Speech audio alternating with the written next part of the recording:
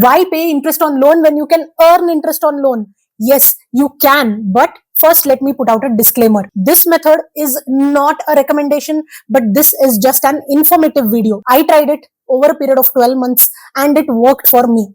Like, I earned more returns than my interest outflow. Point number 2 is that this is a high risk method. Every single time this may not work, but if your risk appetite is high, then you can take a decision for yourself. So what I noticed when I was going through my latest statement of portfolio is that I have some mutual funds which are pledged.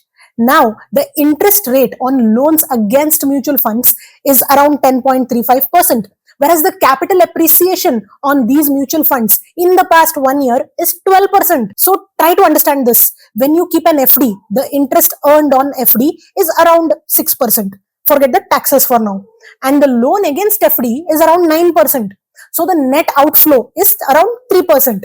Whereas in mutual funds, the appreciation was 12%. Some mutual funds have also given out dividends on top of that. And the interest on the loan against these mutual funds was just 10.35%, wherein I am net gaining 1.65% plus whatever little dividends they have distributed. So do you think the entire loan scenario is slowly going to change in the coming years with this newer loan options? Let me know in the comments.